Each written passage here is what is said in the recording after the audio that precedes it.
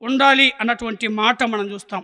బట్టలు మాసిపోతే ఎలాగైతే మనం తిరిగి ఉతికి వేసుకుంటామో, అలాగే మనం పాపం అనేది మన చూపు ద్వారా, మాటల ద్వారా, ఆలోచనలో ఇంకా చూసినట్లయితే మనం ఏమైపోతూ ఉంటామంటే, తొలగిపోయిన ప్రతిసారి కూడా ఎక్కడికి రావాలి? మనము ప్రభువు దగ్గరికి రావాలి, ప్రభువుని ఆశ్రయించాలి.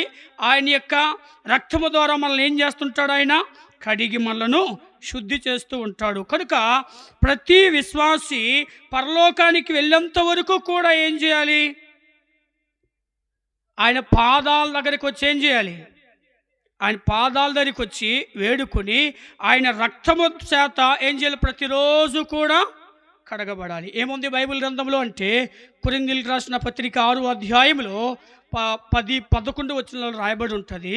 అక్కడ రాయబడి ఉంది చూడండి. కొరింథీయులకు రాసిన పత్రిక 6వ అధ్యాయం 11వ వచనం, మొదటి పత్రిక.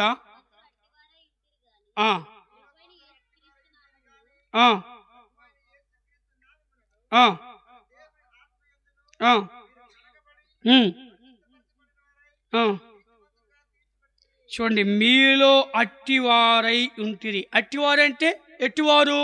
మీద వచ్చిన మనం చదవాలి కదా, అక్కడ రాయబడిన చాలా విషయాలు మరి చదవద్దు. కానీ అలాంటి అంటే మన చూపుల్లో, మన తలంపుల్లో, మన మాటల్లో, మన యొక్క నడతల్లో ఏముంటుంది? ఏదో ఒక లోపం అనేది ఖచ్చితంగా ఉంటుంది. నాలో లోపము లేదు అన్నటువంటి వారు ఈ భూమి మీద ఎవరు కూడా లేరు. మనం ఎవరం కూడా పరిపూర్ణులము కాదు. పరిపూర్ణతలోకి మనం ఏం చేయాలి? ప్రతిరోజు మనం మారుతూనే ఉండాలి కదా. కనుక మన లోపాన్ని, మన పాపాన్ని ప్రతిరోజు ఏం చేయాలి? ప్రభు పాదాల దగ్గరికి వచ్చి మనము వేడుకుంటే ఆయన రక్తము చేత కడిగి మనల్ని ఏం చేస్తుంటాడు? ఆయన పవిత్రపరుస్తూ ఉంటాడు. ఎందుకంటే పాపానికి ఏముంది? శక్తి ఉంది. ఈ పాప శక్తి నుండి మనల్ని ఏం చేస్తున్నాడు? ప్రతిరోజు ఆయన రక్షిస్తూనే ఉన్నాడు కదా. ఎంత శ్రేష్టమైనటువంటి విషయం అంటే చాలా శ్రేష్టమైనటువంటి విషయం. కనుక ఇది మూడవదిగా మనం చూస్తూ వచ్చాం. మన ప్రభు ఎవరు అంటే రక్షకుడు. మరి ఎవరిని రక్షించడానికి పుట్టాడు అంటే పాపులను, 2 ఆపదలో ఉన్నవారిని, 3 విశ్వాసులను, 4 చూద్దామా రండి. అపోస్తుల కార్యములోకి వద్దాం. 13వ అధ్యాయం, అపోస్తుల కార్యములు 13వ అధ్యాయం 23వ వచనమును చదువుకుందాం.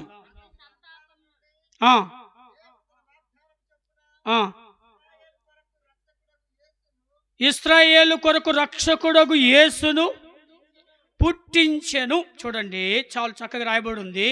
అన్యజనులకు మాత్రమే కాదు కానీ ఎవరికి రక్షకుడిగా పుట్టాడు? ఆయన ఇశ్రాయేలీలకు కూడా ఆయన ఎవరు? రక్షకుడు.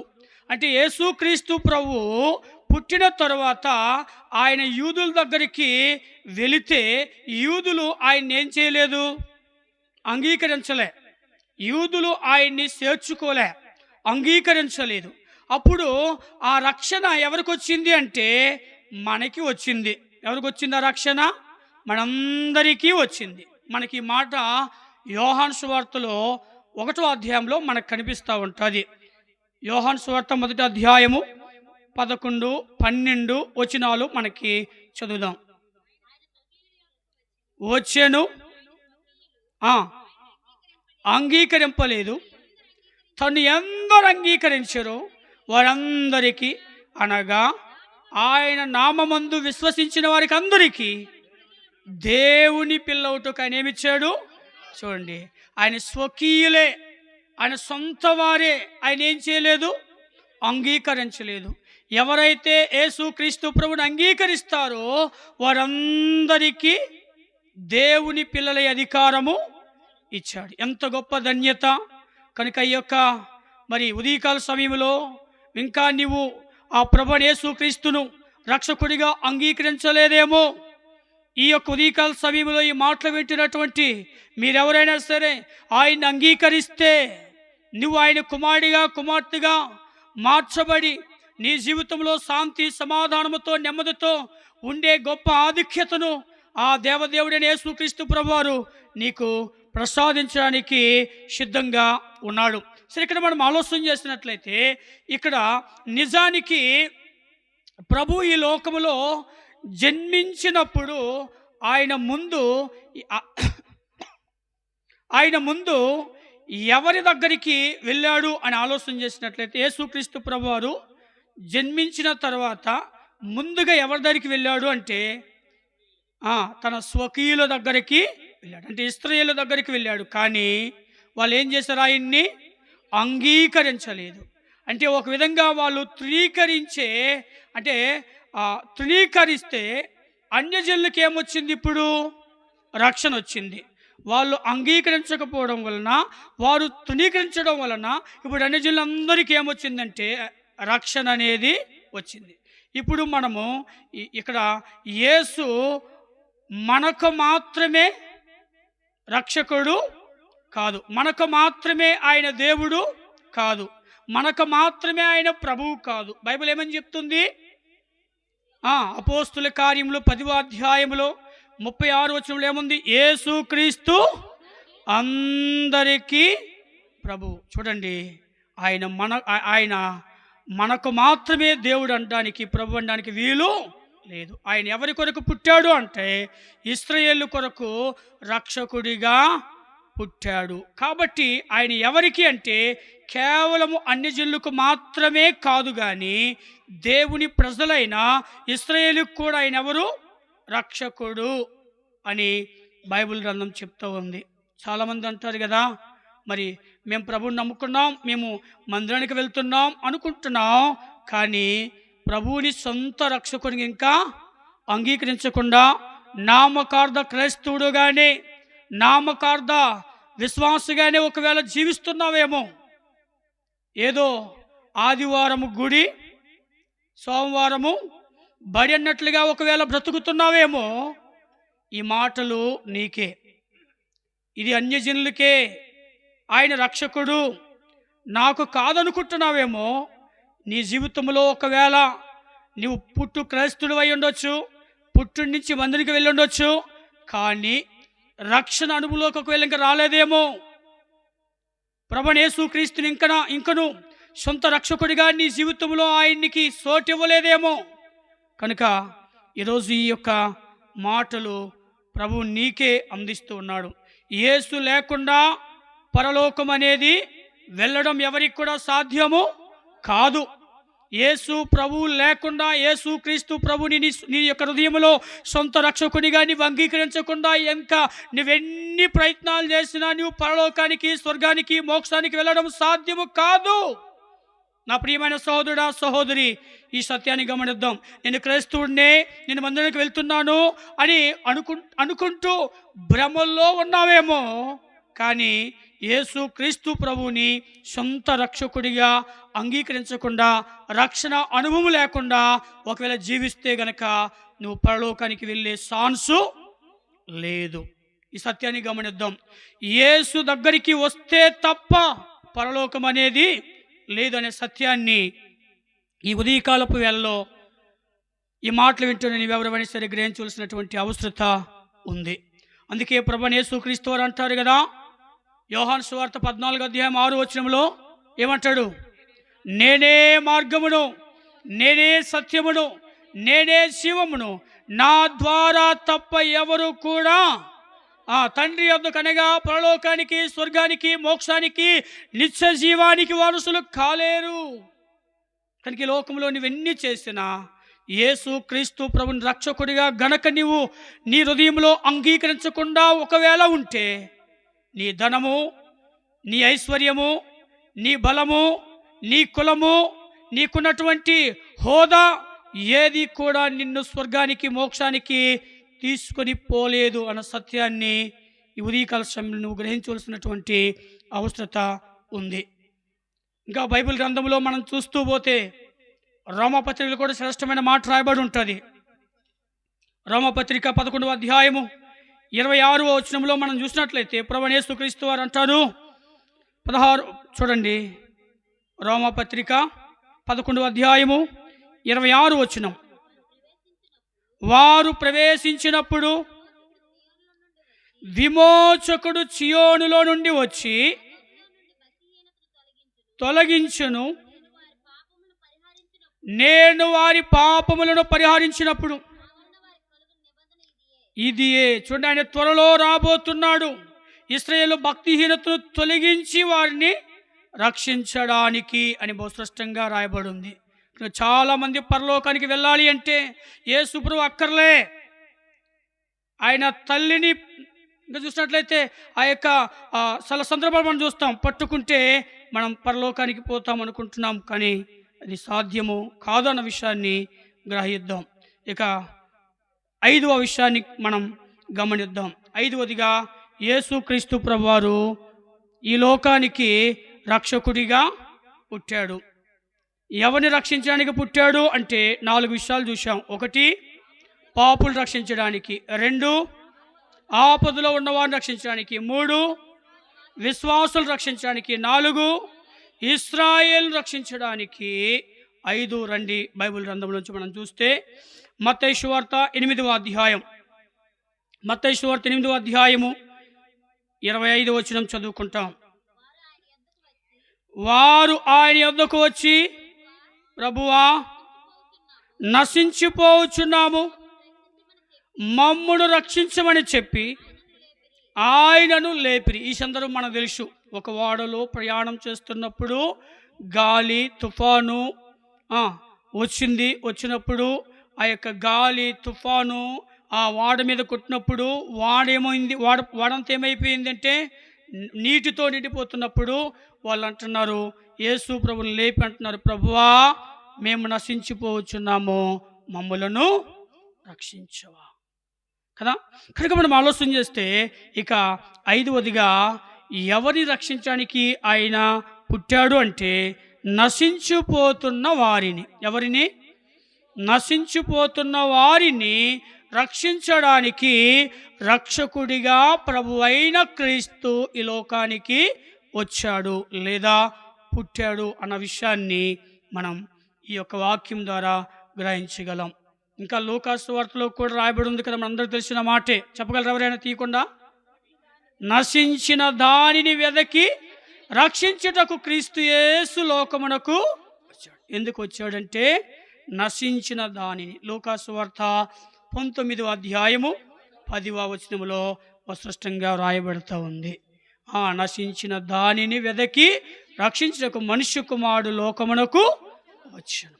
కనుక ఎందుకు పుట్టాడు రక్షకుడిగా అంటే నశించిపోతున్న ప్రతి ఒక్కరిని కూడా రక్షించడానికి ఆయన రక్షకుడిగా పుట్టాడు. అయితే నా ప్రశ్న ఏంటి అంటే, ఎవరు నశించిపోతున్నారు? ఎవరు నశించిపోతున్నారు? నశించిపోతున్న వారిని రక్షించడానికి ప్రభువైన యేసుక్రీస్తు వారు పుట్టాడు, మంచిది, రక్షకుడిగా. మరి ఎవరు నశించిపోతున్నారు? ఎవరు నశించిపోతున్నారు? ఆయన వేడుకోలేను, ఇంకా దగ్గరికి వస్తున్నారు. లూకాసు సువార్తలో మనకు కనిపిస్తూ ఉంటుంది. చూడండి 13వ అధ్యాయం. లూకాసు సువార్త 13వ అధ్యాయం. లూకాసు సువార్త 13వ అధ్యాయము 3వ వచనం. మీరు మారు మనస్సు పొందని ఎడల మీరందరూ ఎవరు నశించిపోతున్నారు? మారు మనస్సు పొందని వారు, మారు మనస్సు లేని వారు ఒక దినము ఏమైపోతారు? నశించిపోతారు. మారు మనస్సు లేకుండా నేను మనం ఎంత భక్తి చేసినా పరలోకానికి వెళ్ళలేము. కనుక మారు మనస్సు లేనివారు ఏమైపోతున్నారు? నశించిపోతున్నారు. అలాంటి మారు మనస్సు లేనటువంటి వారిని రక్షించడానికి రక్షకుడిగా ప్రభువైన యేసుక్రీస్తు వారు ఏం చేశారు? పుట్టారు. ఎంత శ్రేష్ఠ విషయం. కనుక ఈ మాటలు వింటున్నటువంటి నా ప్రియ సహోదరుడా, సహోదరి, ఇంకా నీ జీవితం మారలేదేమో, మార్పు చెందని జీవితంతో, మారు మనసు లేనటువంటి జీవితంతో ఇంకా బ్రతుకుతున్నావేమో. కనుక ఇదే మిక్కిలి అనుకూలమైన సమయం, ఇదే రక్షణ దినం. నీ జీవితంలో, నీ బ్రతుకుల్లో నాశనము రాకుండా తప్పించబట్టానికి, రక్షించడానికి ప్రభు అయిన యేసుక్రీస్తు వారు రక్షకుడిగా పుట్టి ఈ లోకానికి రావాల్సిన అవసరత వచ్చింది అన్న మనం ఆలోచించేద్దాం. ఉదాహరణకు మనం లూకాసు వార్తలో మనం చూస్తాం కదా, ఎవరు కనిపిస్తారు? 16వ అధ్యాయంలో ఎవరు కనిపిస్తారు? ధనవంతుడు, లాజరు కదా. ధనవంతుడు, లాజరు చూస్తాం.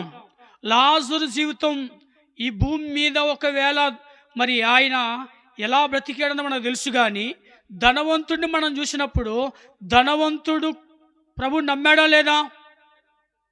ధనవంతుడు యేసుప్రభు నమ్మాడా లేదా? యేసుప్రభు నమ్ముకున్నాడా లేదా? నమ్మాడు. ఎలా చెప్పగలము? ధనవంతుడు యేసుప్రభు నమ్ముకున్నాడని ఎలా చెప్పగలం మనము? ఏమంటున్నాడు? తండ్రివైన అబ్రహామ, తండ్రి అంటున్నాడు కదా. అంటే మొత్తానికి ధనవంతుడు కూడా యేసు ప్రభువుని నమ్మాడు, కానీ ఆయనలో ఏమి లేదు? మారు మనసు లేదు ఆయన జీవితంలో. యేసు ప్రభు దేవుడు, బస్. యేసు ప్రభు నా కొరకు ప్రాణం పెట్టాడు, బస్. యేసు ప్రభు నిజమైన దేవుడు తెలుసు. ఆదివారం వస్తాడు, ఎప్పుడు ఇలా క్రిస్టమస్ సెలబ్రేషన్ అయితే వస్తాడు, కూర్చుంటాడు, వింటాడు, పండగ టైంలో వింటాడు, తింటాడు, పోతాడు, ఇంతే. కానీ ఆయన జీవితంలో ఏమీ లేదు, మారు మనసు లేదు. తన జీవితాన్ని మార్చుకొని, తన బ్రతుకుని మార్చుకోకుండా జీవిస్తూ వచ్చాడు. ఒకరోజు ఏమైంది?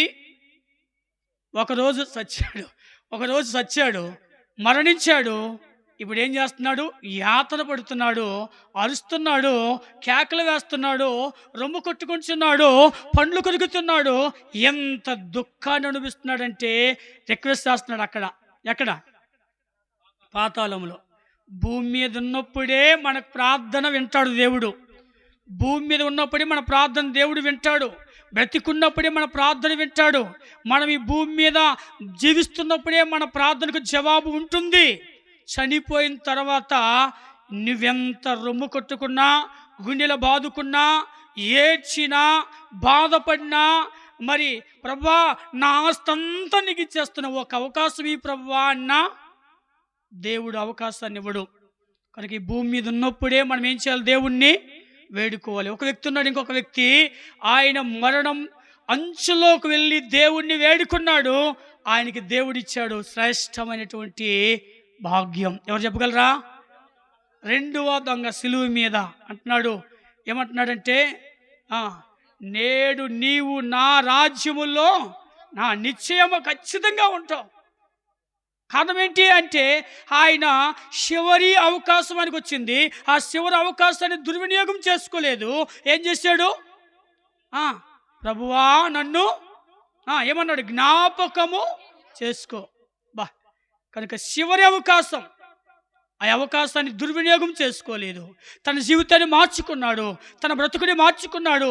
మారు మనసు పొంది యేసు ప్రభువే నిజమైన దేవుడు, ఆయన తప్ప దేవుడు లేడని విషయాన్ని గుర్తిరిగి ఆయన్ని విశ్వసిస్తూ వచ్చాడు. వెంటనే ఆయనకు వచ్చిన జవాబేంటి? నేడు నీవు నాతో కూడా. ఈ గొప్ప ఆధిక్యత, ఈ మాటలు వింటున్న నా ప్రియమైన సహోదరుడా, సహోదరి, ఈ గొప్ప ఆధిక్యత నీకు కూడా ఇస్తున్నాడు. ఇదే నీకు చివరి అవకాశం అయి ఉండొచ్చు.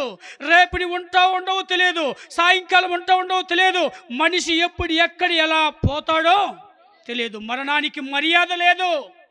మరణాన్ని ఎవరమైనా సరే ఎదుర్కోవాల్సిందే. మరణాన్ని ఎవరమైనా సరే ఎప్పుడైనా సరే ఎక్కడైనా సరే ఎదుర్కోవాల్సిందే. మరణం ఒక్కరోజు నిన్ను మృంగివేస్తుంది. ఆ మరణం నిన్ను మృంగివేయకముందే ఇదే చివరి అవకాశం, ఇదే చివరి ఆధిక్యత నీకు వచ్చింది. తోలనాడొద్దు, ధిక్కరించొద్దు, త్రోసివేయొద్దు. నా ప్రియమైన సహోదరుడా, సహోదరి, ఈ యొక్క ధనవంతుడు అనుకున్నాడు ఈ భూమి మీదే సుఖంగా ఉండాలి, ఈ భూమి మీదే సుఖం, సస్తే తక్కడో బుక్కడు ఎవడు చూశాడు అన్నటువంటి నామకార్థమైన జీవితంతో జీవిస్తూ వచ్చాడు. మార్పు చెందని, మారు మనసు పొందని జీవితంతో జీవిస్తూ వచ్చాడు. చనిపోయాడు. ఆయన ధనము, ఆయన కులము, ఆయన ఆస్తి, ఆయన అంతస్తులు, ఆయనకున్నటువంటి బంధు బలగము ఏది కూడా ఆయన్ని రక్షించలేకపోయింది. నరకములో, పాతాళములో యాతన పడుతున్నాడు, అరుస్తున్నప్పుడు ఆయన రక్త సంబంధులు కానీ ఆయనకున్నటువంటి, ఇంకా ఆయనకి ఎంతమంది అన్నదమ్ములు ఉన్నారు? అబ్బా, ఎవ్వరు కూడా వెళ్ళి ఏం చేయలేకపోయారు ఆయన్ని, ఎవ్వరు రక్షించలేకపోయారు. ఆయనకి ఎంతో ధనం ఉంది, మంచి విలువైన వస్త్రాలు వేస్తూ సుఖంగా బ్రతికినటువంటి వాడు. ఆయన ధనం రక్షించలేకపోయింది. ఆయనకున్నటువంటి బంగారం, ఆయనకున్నటువంటి బలం, ఆయనకున్నటువంటి బంధత్వం, ఆయనకున్నటువంటి ఫ్రెండ్షిప్ ఏది కూడా ఆయన ఏం చేయలేకపోయింది, రక్షించలేకపోయింది. నశించి పోయాడు. కనుక ఈరోజు ఆ దుస్థితి నీకు నాకు మనకి రాకూడదనే ప్రభు ఆశించి ఈ మాటలు మనకి ప్రేమతో విరిచి వడ్డిస్తూ ఉన్నాడు. ప్రేమతో నీ దగ్గరికి తీసుకొస్తూ ఉన్నాడు.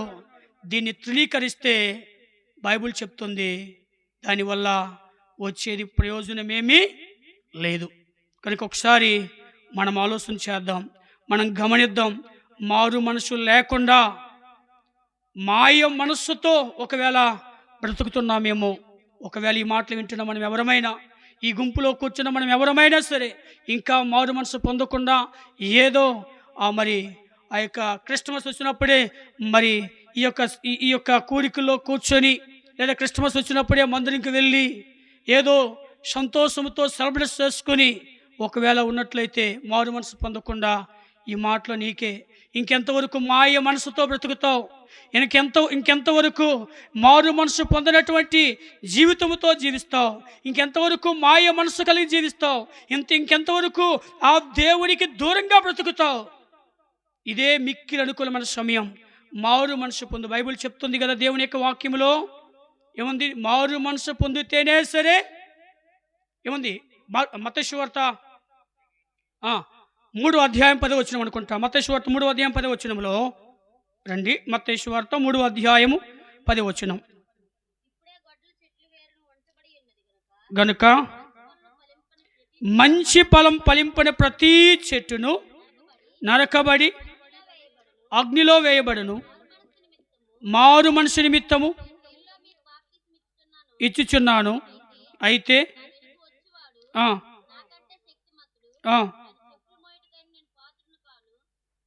7వ వచనం క్షమించండి, 7వ వచనం.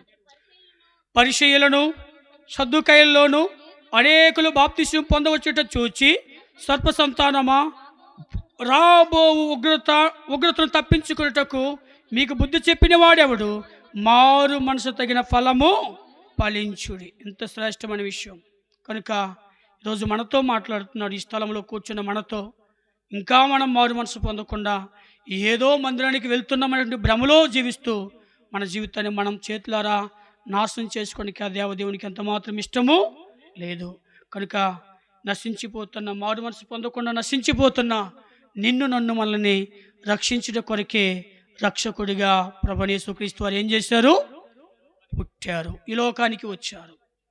ఇది గమనిద్దాం. ఇక 6వదిగా చూద్దాం. యేసుక్రీస్తు ప్రభువారు ఎవరిని రక్షించడానికి పుట్టాడు అంటే 5 విషయాలు చూసాం. 1 పాపులను, 2 ఆపదలో ఉన్నవారిని, 3 విశ్వాసులను, 4 ఇశ్రాయేలును, 5 నశించిన వారిని. 6 చూద్దాం రండి. బైబిల్ గ్రంథంలో నుంచి త్వరగా చూద్దాం. యోహాను సువార్త 4వ అధ్యాయము, యోహాను సువార్త 4వ అధ్యాయము 42వ వచనాన్ని చదువుకుంటాం. మా మట్టుక మేము విని తెలుసుకొని నమ్ముచున్నామని. చాలు. ఇక్కడ మనం ఆలోచన చేసినట్లయితే ఇంకా చాలా విషయాలు మనం చూస్తాం. ఇంకా 14వ వచనంలో మనం చూస్తే పత్రిక, మొదటి పత్రిక 4వ అధ్యాయము 14వ వచనంలో మనం చూస్తే మొదటి యోహాను పత్రిక 4వ అధ్యాయం 14వ వచనం. లోకరక్షకుడిగా ఉండుటకు చూచి. చాలు. ఇంకా యోహాను సువార్త 3:16లో కూడా చూస్తాం. 3, 16, 17 వచనాలు రాయబడి దేవుడు లోకమును ఎంతో ప్రేమించెను.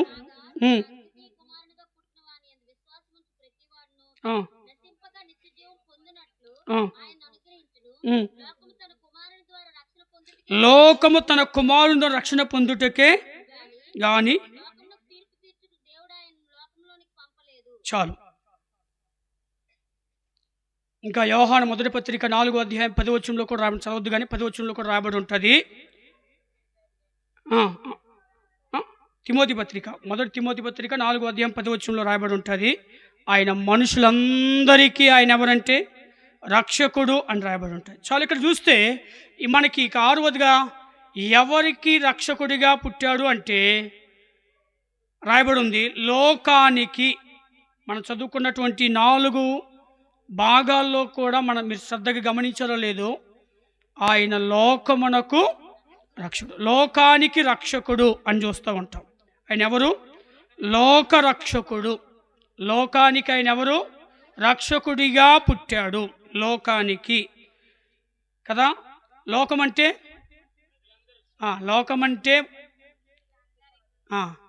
లోకమంటే మట్టి కాదోయ్, లోకమంటే మనుషులందరికీ. కనుక లోకానికి ఆయన ఎవరు?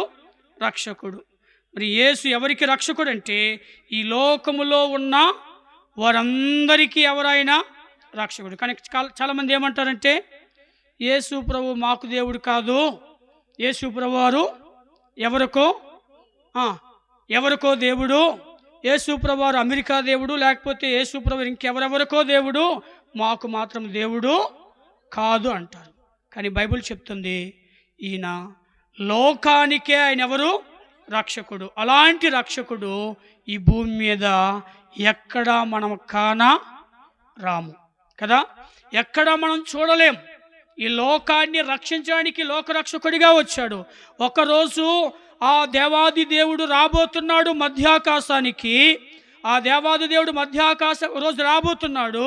ఎవరైతే ఆ లోక రక్షకుడిని కలిగి ఉంటారో వారు రక్షింపబడతారు. ఈ లోకం మీదకి ఒకరోజు ఏమి రాబోతుంది అంటే ఉగ్రత రాబోతుంది. ఆ ఉగ్రత దినమందు లోకం నాశనమైపోవడం, నశించిపోవడము ఆయనకి ఇష్టము లేక ఆ లోకములో ఉన్నటువంటి ప్రజలను రక్షించడానికి ఆయన ముందుగానే రక్షకుడిగా ఆయన వచ్చాడు, ఆయన పుట్టాడు. ఆయన్ని ఈ యొక్క మధ్యాహ్నకాల సమయము ఆయన్ని అంగీకరిస్తే, ఆయన్ని నువ్వు విశ్వసిస్తే, ఆయన్ని నువ్వు చేర్చుకుంటే ఒకరోజు ఉగ్రత దినం ఉంది. ఆ దినం నువ్వేం చేయబడతావు? తప్పించబడతావు. చూద్దామా బైబిల్ గ్రంథంలో? చూడండి ప్రకటన గ్రంథం రండి. ప్రకటన గ్రంథం 6వ అధ్యాయం అనుకుంటా. ప్రకటన గ్రంథం 6వ అధ్యాయము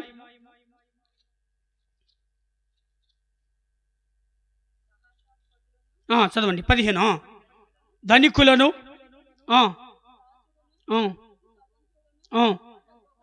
కొండ గుహల్లోను బండ సందులలోను దాగుకొని సింహాసనాసీనుడయ్యున్న గొర్రెపిల్ల యొక్కయు ఉగ్రత మహాదినము వచ్చెను, దానికి తాళజాలిన వాడెవడు? మీరు మా మీద పడి ఆయన సన్నిధికిని గొర్రెపిల్ల ఉగ్రతకును మమ్మును మరుగు చేయుడని పర్వతములతోనూ బండలతోనూ చెప్పుదు. చూడండి ఎంత అంటే, భూరాజులు కావచ్చు, గనులు కావచ్చు, సహస్రాధిపతులు కావచ్చు, డబ్బున్న వాళ్ళు కావచ్చు, బలవంతులు కావచ్చు, స్వతంత్రులు కావచ్చు, దాసులు కావచ్చు, ఎవరైనా సరే ఉగ్రత మహాదినమందు తప్పించుకోలేరు. కనుక ఆ మహాదినం, ఉగ్రత మహాదినం రాకముందే నిన్ను రక్షించడానికి రక్షకుడిగా ప్రభువైన యేసుక్రీస్తు వారు ఈ లోకానికి వచ్చాడు. ఆయన్ని అంగీకరిస్తే చాలు, ఆయన్ని విశ్వసిస్తే చాలు, ఆయన్ని హృదయంలో చేర్చుకుంటే చాలు. ఈ లోకం ఒకరోజు నశించిపోతుంది. నశించిపోయే లోకముతో నువ్వు నశించిపోకుండా తప్పించబడాలి, రక్షింపబడాలి అంటే యేసే శరణ్యము. యేసు ప్రభువారే మన భాషలో చెప్పాలంటే దిక్కు. యేసు ప్రభువారే గత్యంతరం. ఆయన తప్ప ఇంకెవ్వరూ కూడా నిన్నేం చేయలేరంటే రక్షించలేరు సుమా. బైబిల్ చెప్తా ఉంది. హోషేయ గ్రంథంలో మనం చూస్తే, హోషేయ గ్రంథము 13వ అధ్యాయము 4వ వచనంలో రాయబడి ఉంది. 13:4 హోషేయ గ్రంథం 13వ అధ్యాయం 4వ వచనంలో,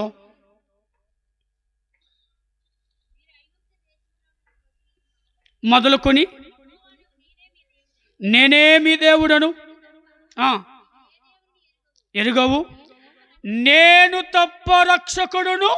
అబ్బా, ఆయన తప్ప ఈ భూమి మీద, ఈ సర్వ ప్రపంచములో, సర్వలోకములో రక్షకుడు అన్నటువంటి నామధేయముకైన వారు ఈ భూమి మీద ఒక్కరు కూడా లేరు. ఆయన స్వయంగా చెప్తున్నాడు, నేను తప్ప రక్షకుడు లేనే లేడు అని బహుస్పష్టంగా వ్రాయబడతా ఉంది కదా. కనుక ఈ లోకాన్ని రక్షించడానికి ఆయన రక్షకుడిగా పుట్టాడు కదా. అందుకు మనం ఎంతో ధన్యులము. చివరిగా చూసి ముగించుకుందాం, సమయం అయిపోయింది కనుక చివరిగా చూసి ముగించుకుందాం. మన ప్రభు రక్షకుడిగా పుట్టాడు. ఎవరిని రక్షించడానికి పుట్టాడు అంటే 6 విషయాలు చూసాం. 1, పాపులను. 2, ఆపదలో ఉన్న వారిని. 3, విశ్వాసులకు. 4, ఇశ్రాయేలీలకు. 5, నశించిపోతున్న వారికి. 6, లోకానికి. ఇక 7 చూద్దాం, చూసి ముగించుకుందాం. రండి బైబిల్ గ్రంథంలో నుంచి హెబ్రీలకు రాసిన పత్రికలో మనం చూస్తాం. హెబ్రీ పత్రిక 7వ అధ్యాయము, హెబ్రీ పత్రిక 7వ అధ్యాయం 25వ వచనాన్ని చదువుకుంటాం. పక్షమున చేయుటకు నిరంతరము జీవించున్నాడు కనుక వారిని సంపూర్ణముగా రక్షించుటకు శక్తిమంతుడై ఉన్నాడు. చాలు. ఇక చూస్తే 7వదిగా, ఆయన యొద్దకు వచ్చే ప్రతి వానికి ఆయన ఎవరంటే రక్షకుడు. ఆయన యొద్దకు ఎవరైతే వస్తారో వారందరికీ ఆయన ఎవరు? రక్షకుడు. ఆయన యొద్దకు వచ్చి ప్రతి వానికి ఆయన రక్షకుడు అని చూస్తూ ఉంటున్నాం. ఎలాంటి కష్టాల్లో ఉన్నా, ఎలాంటి సమస్యల్లో ఉన్నా, ఎలాంటి బాధల్లో ఉన్నా, ఎలాంటి పాపములో ఉన్నా, ఎలాంటి దుఃఖములో ఉన్నా, ఎలాంటి మరి ఆ యొక్క దుర్బలమైనటువంటి స్థితిగతుల్లో నీవు ఉన్నా, ఆయన దగ్గరికి నీవు వస్తే నీకు కూడా ఆయన ఎవరు? రక్షకుడు. నాకు కూడా రక్షకుడా అంటే నీకు కూడా రక్షకుడే.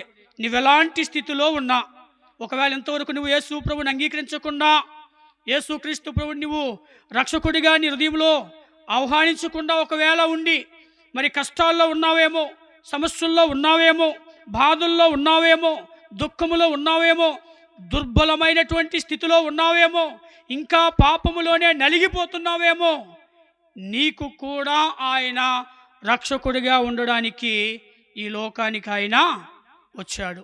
ఈ సత్యాన్ని గమనించి గ్రహిద్దాం. బైబిల్ గ్రంథంలో చాలా విషయాలు రాయబడుతూ ఉన్నాయి. యోహాను సువార్తలో 6వ అధ్యాయంలో ఒక శ్రేష్టమైన మాట రాయబడి ఉంది, చదవద్దు. కానీ 6వ అధ్యాయంలో ఏముందంటే, నా యొద్దకు వచ్చి వారిని నేను ఎంత మాత్రమును త్రోసివేయను అంటున్నాడు. నువ్వు ఎలాంటి పరిస్థితుల గుండా నీవున్నా, ఎవరికి చెప్పుకోలేనటువంటి మరి స్థితిలో నీవున్నా, నువ్వు ఈ సమయంలో నువ్వు ఆయన దగ్గరికి వస్తే నిన్ను ఆయన త్రోసివేసే దేవుడు కానే కాదు. ఆయన నిన్ను ఆహ్వానిస్తున్నాడు. ఏమని? మత్తయి సువార్త 11వ అధ్యాయంలో చూస్తాం కదా, ప్రయాసపడి భారం మోసుకొనిచిన సమస్త జనులారా నేను మీకు. కనుక నువ్వు ఎంతో ప్రయాసతో ఉన్నావేమో, దుఃఖములో ఉన్నావేమో, కష్టములో ఉన్నావేమో, బాధల్లో ఉన్నావేమో, సమస్యల్లో ఉన్నావేమో, ఇంకా పాపములోనే ఉండి జీవిస్తున్నావేమో, ఈ యొక్క మధ్యాహ్నకాల సమయంలో తన 2 చేతులు చాచిని పిలుస్తున్నాడు. ప్రయాసపడి భారం మోస్తున్నటువంటి ఈ యొక్క మరి పట్టణ వాసులారా, ఈ ప్రాంత వాసులారా, నెదుకు రండి, నేను మీకు విశ్రాంతినిస్తాను, నేను మీకు నెమ్మదినిస్తాను, నేను మీ దుఃఖాన్ని తొలగించి, సమస్యలను తొలగించి, మీ కష్టాల నుంచి విమోచించి, నీ పాపము నుంచి విడిపించి నీకు శాంతి సమాధానం ఇస్తానని ఆయన ఈ మధ్యాహ్నకాల సమయంలో తన 2 చేతులు చాచి నిన్ను ఆహ్వానిస్తున్నాడు. నీవెవరైనా ఎలాంటి స్థితిలో ఉన్నా ఆయన దగ్గరికి వచ్చి ఈ గొప్ప భాగ్యాన్ని పొందుకోవాల్సిందిగా ప్రభువు పేరట మీకు మనవి చేస్తూ ఉన్నాను. కనుక నా ప్రియ సహోదరుడా, సహోదరి, ఈ యొక్క దినం